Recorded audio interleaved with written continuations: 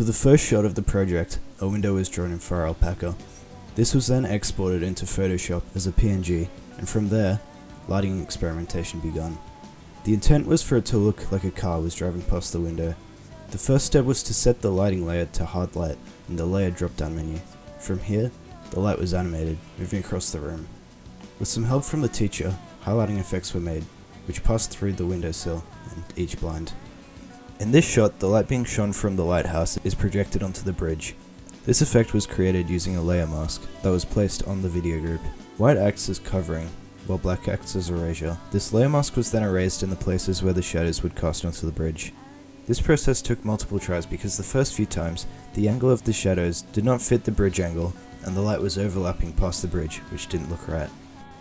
A walk cycle was created from scratch that was used to give the animation a greater degree of difficulty. This scene was taken straight from the storyboard and traced. Although the movement in this scene is not as organic as it would have been if it would have been rotoscoped, it helps to highlight that a decent walk animation is able to be created with that reference. The cycle was remade once because the first time it was animated, the character's head was moving back and forth too much. The background of this scene was also very difficult as a correct color palette was not created, so there are 3 different variants of this background. For another walking scene, to create an organic and realistic walk cycle for the stairs, a video was taken of a friend, filmed at a similar angle to the original background. This video was then exported into Photoshop, where it was drawn over for every 4th frame of the video. A cycle was created which was then looped and moved forward for each rotation of the cycle to give the organic effect of walking downstairs. Rotoscoping was also used for this short scene. For multiple scenes, layers were drawn and animated then exported as MOV files as they keep their alpha channels. The background layer is then drawn and animated and taken into Adobe After Effects. The background is imported first so that it will function as a first layer. The overlay is imported, then effects are added from there. The first scene where this technique was used was the most difficult, as it was the first time that Adobe After Effects had been used. This scene also made use of the blur effect, which was keyframed to make the background more blurry and focus in on the penguin as it zoomed out.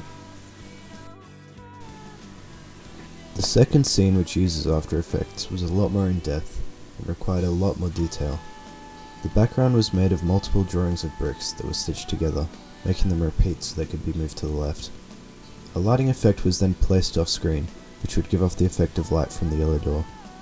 In conjunction with this, a shadow effect was placed behind the character to cast a realistic shadow onto the bricks. A number of songs were created for the film in FL Studio 20 that were fine-tuned.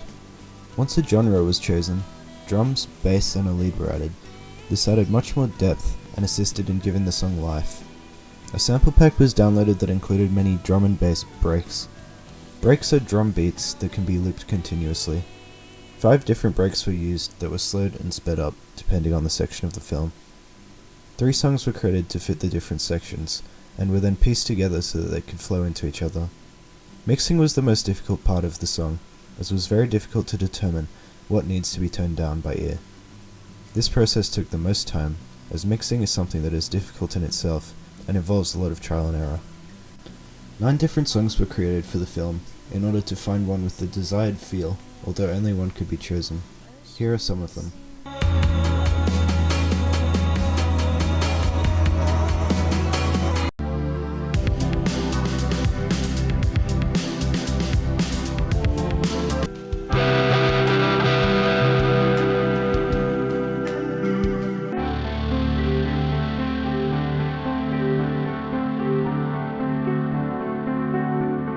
Over the course of a week, a city landscape was made to feature as a backdrop for a scene where the character rides a bus. The cityscape is made up of approximately 40 buildings that are copy and pasted across the plane. A texture was then illustrated and coloured in Photoshop to be placed on each of the objects within the scene. The next step was to add light and shadows. To do this, a light was inserted, the colour of the light was changed to a mild yellow and placed high in the sky to simulate the middle of the day. The first piece of audio created was Foley, which would feature as wind. This Foley had multiple layers and took a considerable amount of time to complete. First, a number of pillows were taken into a closet and were smoothly brushed with a duster. The effect came out as quiet wind, although the quality of the microphone being used made the quality of the wind effect worse. Next, the pillars were dragged across the floor to create a louder wind. Again, it didn't sound great because of the cheap microphone. To make up for the quiet folly, multiple recordings were taken of the side of the road in the evening, as the sounds of cars driving past sounded like wind. These recordings were then pieced together and layered over each other, first in Audacity and then in FL Studio, as Audacity was a lot more limited in terms of effects. To create the voices for the characters, I recorded my own voice in Voice Recorder, making an ah sound.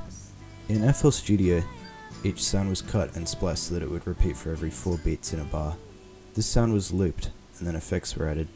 First, a bit crusher was added and turned up so that it would sound retro, before a sound goodizer was added, which fixes EQ problems and makes the audio sound better in general.